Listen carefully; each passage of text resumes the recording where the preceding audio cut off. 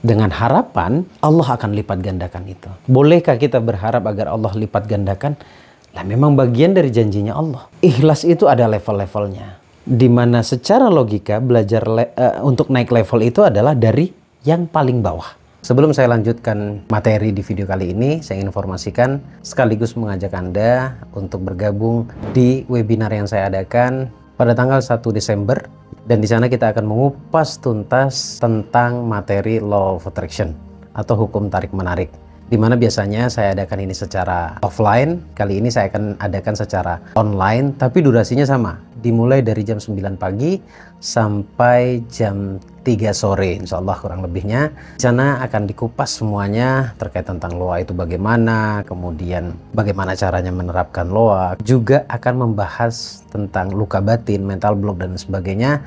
Sehingga Anda dengan mudah untuk bisa mempraktekkan hukum LOA tersebut atau Law of Attraction atau hukum tarik-menarik tersebut. Segera daftarkan diri Anda. Untuk pendaftarannya langsung hubungi nomor WA yang tertera di layar monitor Anda atau klik link yang ada di deskripsi. Bismillahirrahmanirrahim. Assalamualaikum warahmatullahi wabarakatuh. Selamat malam teman-teman. Jumpa lagi bersama saya di sini, Bagus Baraja, di channel Gus Baraja. Sudah ada 2 video. Saya namakan video tersebut adalah video inspirasi, di mana saya menceritakan kisah-kisah peserta privat saya yang harapan saya bermanfaat untuk Anda dan juga menjadi ilmu untuk kita semuanya. Dan di video kali ini saya ingin menyampaikan cara bagaimana caranya mewujudkan impian atau merealisasikan manifestasi Anda selama ini hanya dengan 3 cara. Dan 3 cara ini juga bisa kita kategorikan tidak mudah. Tapi insya Allah selama Anda punya kemauan, semuanya akan menjadi mudah. Jadi simak videonya sampai selesai. Saya ucapkan banyak terima kasih dulu buat teman-teman yang selalu stay nungguin video-video terbaru dari saya. Dan semoga apa yang saya sampaikan di setiap video atau di setiap materi yang saya sampaikan bermanfaat untuk Anda dan bisa menjadi ilmu untuk meraih apapun yang diinginkan. Amin ya rabbal alamin. Ada 3 cara bagaimana mewujudkan impian kita, dan 3 cara ini saya katakan mungkin tidak mudah ya. Tidak mudah untuk mereka yang harus merubah habitnya, yang tadinya mungkin selalu didominasi oleh masalah. Anda harus bisa menganggap bahwa Anda tidak punya masalah. Tapi saya akan jelaskan satu persatu yang insya Allah bermanfaat asal Anda mau saja gitu lah. Karena hidup itu bukan perkara bisa atau tidak, tetapi mau atau tidak. Saya percaya Anda yang sudah ngeklik video ini pastilah Anda punya kemauan, namun tidak tahu bagaimana caranya. Tonton videonya sampai selesai ya. Yang pertama, jelas ini saya akan berbicara tentang mindset. Mindset yang harus ditanamkan untuk kita semuanya agar apa yang kita inginkan itu terrealisasi. Mindset itu terletak di pikiran dan prinsipnya diletakkan pada perasaan. Pikiran yang dimaksud adalah membuat apa yang Anda inginkan itu terjadi sebuah keselarasan. Mana pikiran, mana ucapan, mana perasaan. Pikiran yang dimaksud adalah, saya sepakat ya, kita sepakat semua manusia itu sebenarnya ingin bahagia. Ingin merealisasikan apa yang diinginkan. Ingin agar impiannya terwujud. Semuanya inginnya seperti itu. Apalagi Anda yang nonton saat ini, bahkan sudah bertahan di menit ini, itu tandanya Anda menginginkan sebuah perubahan dalam hidup Anda. Katakanlah kita berbicara tentang rezeki mungkin ya, karena memang video di channel YouTube Gus Baraja itu banyaknya membahas tentang rezeki.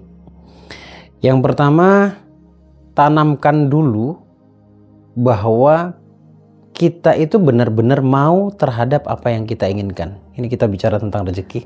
Lantas apakah ada orang yang sebenarnya tidak mau terhadap apa yang diinginkan? Banyak. Banyak yang sebenarnya tidak mau. Ya, banyak yang sebenarnya tidak mau. Dari mana saya bisa melihat tidak mau? Saya kasih contoh sederhana. Ada orang yang menginginkan rezeki, tetapi yang menginginkan rezeki itu prinsipnya bertolak belakang dengan keinginannya. Sebut saja mental block, sebut saja benteng, penghalang untuk Anda bisa mencapai apa yang diinginkan. Sementara prinsip yang ada di perasaan ini punya kekuatan penuh. Tidak hanya di pikiran, tapi juga di perasaan. Nah, sekalipun pikiran kita mengatakan bahwa Anda bisa, tetapi perasaan Anda mengatakan kebalikannya, mengatakan hal yang sebaliknya, bahwa untuk dapat uang itu sulit, atau masih memiliki prinsip bahwa uang itu hanyalah sumber masalah. Uanglah yang membuat satu sama lain bertikai. Uang tidak menjamin kebahagiaan, dan masih banyak lagi prinsip-prinsip yang sejatinya menolak apapun yang berkaitan dengan rezeki. Jadi segimanapun pikiran Anda desain, tetapi perasaan Anda tidak mendukung, sama saja. Jadi satu hal yang tidak mungkin untuk bisa Anda raih. Mengapa demikian? Karena memang perasaan itu jauh lebih dominan. 88 hingga 90% mendominasi setiap kehidupan kita, ya, masing-masing dari kita. Nah, apa yang harus dilakukan untuk bisa memperbaiki mindset ini? Ya tentunya dari sekarang. Itulah tadi saya kenapa mengatakan tidak mudah. Tentunya dari sekarang Anda mulai melatihnya. Di awal itu pasti akan ada bentrok di dalam perasaan Anda. Akan ada perlawanan. Karena memang habit cara berpikir di masa lalu ini sedang bertolak belakang dengan sesuatu yang sedang saya tawarkan kepada Anda. Jadi tugas Anda adalah konsisten, repetisi, diulang-ulang. Mengatakan sesuatu yang jarang Anda lakukan. Contoh misalkan, saya mudah mendapatkan apapun yang saya inginkan. Aku adalah magnet dari apa yang aku inginkan. Ulang-ulang kalimat-kalimat seperti itu. Uang menyenangkan, uang menyelesaikan masalah. Dengan keberadaan uang, aku bisa mewujudkan impianku dan impian banyak orang. Kata-kata yang positif yang berkaitan dengan rezeki, Anda ucapkan hingga atau sampai hatimu merasa nyaman dengan apa yang Anda ucapkan. Tapi saya akan sampaikan di awal bahwa ini mungkin perasaan Anda di awal-awal ini akan tidak nyaman dengan kata-kata ini. Itulah kenapa saya katakan repetisi, diulang-ulang. Itu yang pertama, terkait tentang mindset, yaitu menyederhanakan kehidupan dan juga menggeser mental block, atau bahkan menghilangkannya. Itu yang pertama. Kemudian yang kedua yang harus Anda lakukan untuk mewujudkan apapun yang menjadi impian Anda adalah merasakan keadaan sekarang. Kekuatan merasakan sekarang itu sangat-sangat powerful. Ada 3 masa dalam kehidupan kita, dalam kehidupan manusia. Yang pertama adalah masa lalu, masa saat ini, masa sekarang, dan masa depan. Dan dari 3 masa atau 3 waktu ini yang sering hilang dari hidup kita adalah masa sekarang. Kita fisiknya saja berada di masa sekarang, tetapi hatinya, perasaannya, pikirannya itu hidup di antara keduanya. Kadangkala malah terus didominasi oleh masa lalu, atau juga hidup dalam angan-angan. Masa lalu itu identik dengan penyesalan. Masa depan identik dengan ketakutan. Dan yang sering hilang adalah masa sekarang. Padahal dengan menikmati keadaan sekarang, menerima keadaan sekarang, itu akan merubah semuanya. Merubah yang tadinya Anda takut pada masa depan, itu menjadi sesuatu yang menyenangkan. Sehingga juga mengobati penyesalan di masa lalu, karena memang menikmati masa sekarang itu adalah obat agar tidak terus dihantui oleh masa lalu. Dan jujur, yang sering hilang dalam hidup kita adalah masa sekarang. Itulah kenapa Allah mengatakan la in syakartum la azidannakum. ketika engkau bersyukur, itu kalimat sekarang. Maka akan aku tambah, kata Allah, itu kalimat masa depan. Ketika kita menikmati apapun yang hari ini Allah berikan kepada kita, mudah sekali kita mendapatkan kenikmatan di masa depan. Mengacu dari kalimat tersebut. Tapi wala in kafartu min adzabil syadid, dan barang siapa yang kufur atau menghilangkan nikmat yang sekarang, maka Allah akan berikan siksa yang sangat tidak enak. Siksa itu tidak perlu kita, atau tidak usah kita terlalu jauh mendefinisikannya pada neraka. Tetapi realitanya hari ini, kalau kita selalu kufur dan tidak menerima atas apa yang sudah Allah berikan, kita jauh dari kenikmatan. Kita akan selalu mendapati kesusahan. Syukur, menikmati masa sekarang. Kalau lagi mandi, rasakan airnya. Kalau lagi makan, nikmati makanannya. Sesulit apapun pikiranmu, nikmati saja dulu makananmu. Kalau lagi istirahat, nikmati dulu istirahatmu. Kalau lagi dengerin audioterapi, dengerin baik-baik audioterapinya. Jangan hanya mendengarkan saja, tapi pikirannya kemana-mana. Jangan hanya makan saja, sampai hilang kenikmatan makan itu, gara-gara kita memikirkan di luar makan. The power of now. Nikmati apa yang Anda miliki sekarang. Terima apapun keadaan Anda sekarang. Itu yang kedua. Kemudian yang ketiga adalah ekspresi dari rasa syukur itu, yaitu bersedekah. Berbagi. Karena hakikinya sedekah itu bermakna berbagi kebahagiaan. Jadi apapun yang menurut Anda membahagiakan Anda, berbagilah. Dalam hal ini, kalau ingin rezekimu nambah, maka berbagilah, bersedekahlah.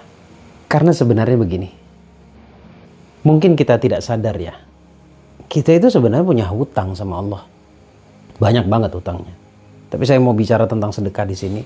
Yang hak orang lain saja masih sering masuk ke dalam perut kita, yaitu 2,5%. Bahwa sebenarnya sedekah 2,5% itu mengembalikan hak orang lain. Kalau hak orang lain berarti bukan milik kita. Hak orang lain yang ada di dalam rezeki kita. Dan sebenarnya pun kalau mengacu kepada kalimat tadi bahwa 2,5% itu kita mengembalikan hak orang lain, berarti belum sedekah. Kita belum berbagi apa yang kita miliki, karena tadi itu bukan milik kita. Maka bersedekahlah mulai dari sekarang, setidaknya sekecil-kecilnya 5% dari setiap apa yang Anda miliki. Kenapa jadi bicara persentase di sini? Begini, bicara persentase ini adalah melatih kita. Melatih kita agar kita benar-benar merasa nyaman ketika bersedekah. Awal-awalnya berat, itu pasti. Untuk menuju ikhlas itu tidak ikhlas dulu. Jadi, belajarlah berbagi dari setiap rezeki yang Anda dapati 5%. Channel Gus Baraja ini berbicara teknik ya. Berbicara cara.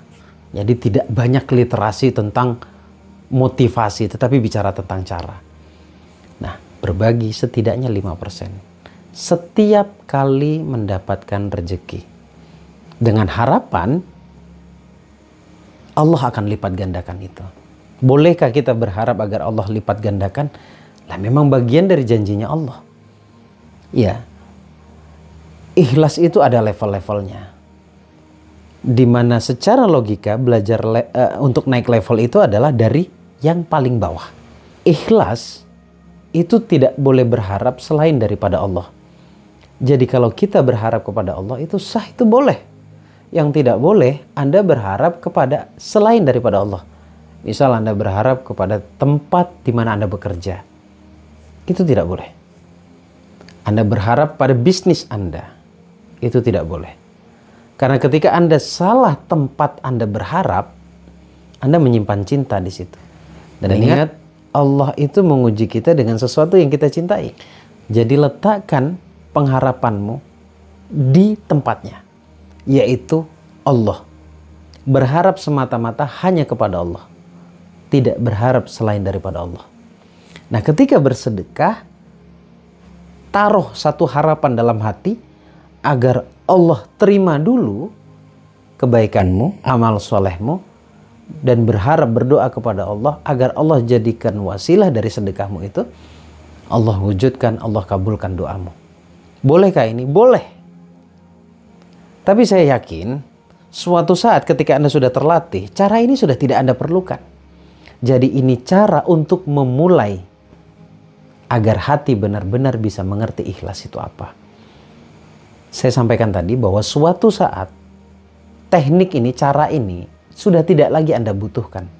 Karena seiring berjalannya waktu, karena repetisi, karena diulang-ulang, Anda akan merasakan nyaman. Dan ketika nyaman itu hatinya sudah terprogram.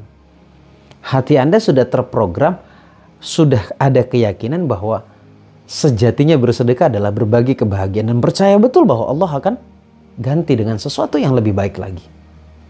Tidak ada yang salah dengan Anda berharap kepada Allah. Yang salah justru ketika Anda berharap selain daripada Allah. Lakukan 3 hal ini. Pertama, tata mindsetnya.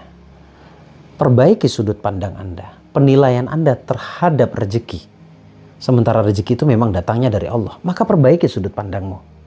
Yang kedua, perbaiki perasaanmu, yaitu dengan menerima setiap kejadian yang ada. Kemudian mensyukuri semua nikmat yang ada. Masih banyak hal yang belum kita syukuri. Bahkan sebenarnya kalau kita sibuk untuk bersyukur, kita nggak ada waktu untuk bekerja. Tapi syukur yang seperti apa yang menjadi bernilai di mata Allah? Yaitu ketika perasaanmu benar-benar merasakan keberadaan rezeki dari Allah, keberadaan nikmat dari Allah. Contoh, nafas. Contoh lagi, kesehatan. Contoh lagi, nikmat beraktivitas. Apapun yang Anda miliki. Kebayang tidak kalau nafas ini berhenti? Selesai kehidupan kita.